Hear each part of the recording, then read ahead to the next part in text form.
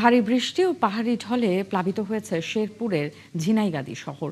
জেলার প্রধান নদ নদীর পানি বেড়েছে, বিপদসীমার উপর দিয়ে বইছে মহারশী, সোমেশ্বরী ও চিল্লাখালী নদীর পানি। পানি উন্নয়ন বোর্ডের কর্মকর্তারা জানিয়েছেন, নালিতাবাড়ী উপজেলার চিল্লাখালী নদীর পানি বাতকুচি পয়েন্টে বিপদসীমার 2 সেন্টিমিটার উপর দিয়ে বইছে।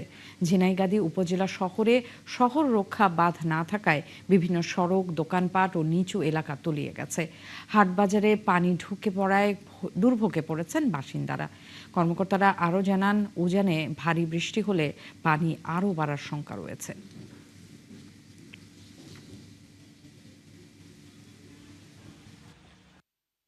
বাজারে প্রবেশ করার কারণে আমরা ব্যবসায়ীরা অনেক ক্ষতিগ্রস্ত। প্রতি বছরই আমরা লক্ষ লক্ষ টাকা ক্ষতি হয়।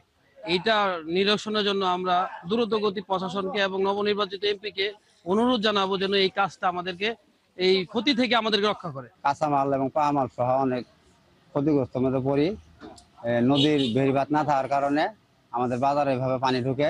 বর্ষা সিজন আসলে এই রাতের ঘুম হারাম হয়ে যায়, কারণ কখন জানি মহারশী নদীতে পাহাড়ি ঢল আসে, আর পাহাড়ি ঢল আসলে আমাদের বাড়ি ঘর সহ আবাদি ফসল নষ্ট করে দেয়।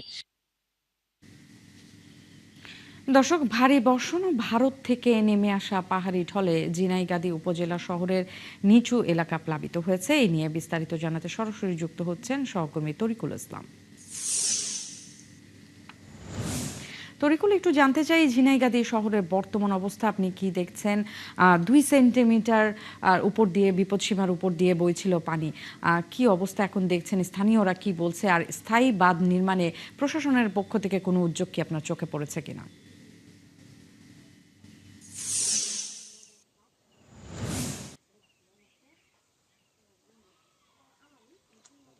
হ্যাঁ নেন্সি, আমরা সকালবেলা কিন্তু যে 2 সেন্টিমিটার যে পানির যে লেভেল সেটা সম্পর্কে আমরা জানিয়েছিলাম। তবে সর্বশেষ যে তথ্য, এটা 1:30টার সময় আমরা পানি উন্নয়ন বোর্ড থেকে পেয়েছি। পানি কিন্তু চেল্লাখালী যে বাতকুচি পয়েন্ট, এই পয়েন্টে কিন্তু 134 সেন্টিমিটার এখন কিন্তু উপর দিয়ে বয়ে যাচ্ছে।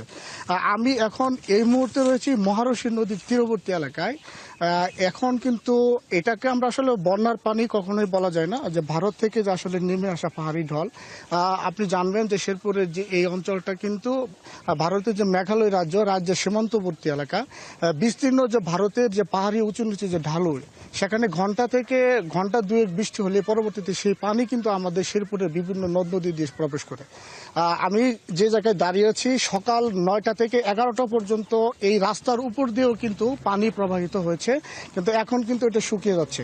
পানি উন্নয়ন বোর্ডের সর্বশেষ যে তথ্য, সেটা আমাদের ঘন্টাখানিক আগে জানিয়েছে যে পানি কিন্তু এখন কমতে শুরু করেছে। যদি বাংলাদেশ এবং ভারতের বিভিন্ন পয়েন্টে যদি আর বৃষ্টি না হয়, তাহলে কিন্তু আজকে রাতের মধ্যে এই পানি নেমে যাবে বলে আমরা যেটা ধারণা করছি। আরেকটা জিনিস বলি, এই মহারশী কিন্তু ঝিনাইগাতী মানুষের একটা কান্না, একটা দুর্দশা। স্বাধীনতা পরবর্তী সময়ে কিন্তু এই ঝিনাইগাতীর মানুষ একটি স্থায়ী বেড়িবাঁধ নির্মাণের জন্য সরকারের কাছে দাবি করে আসছিল, কিন্তু এই দাবি কিন্তু এখন পর্যন্ত পূরণ হয়নি। তবে নবনির্বাচিত সরকার গঠন করার পরে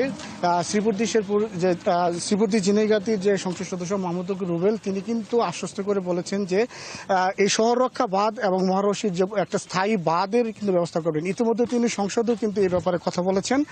তবে এলাকার মানুষ আশ্বস্তার উপরে আর থাকতে চাচ্ছে না, তারা কিন্তু একটা স্থায়ী সমাধান চাচ্ছে। আজকে সকালে ঝিনাইগাতী বাজারের বিভিন্ন দোকানপাটে কিন্তু পানি ঢুকায় তাদের কিন্তু লক্ষ লক্ষ টাকার কিন্তু ক্ষতি হয়েছে।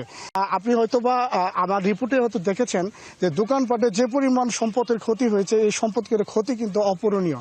তো দ্রুত সময়ের মধ্যে সরকার যদি এই মহারশী বাঁধের নির্মাণ কাজ যদি শুরু না করে, তাহলে কিন্তু এই ঝিনাইগাতীবাসীর যে কান্না, এই কান্না কিন্তু শেষ হবে না।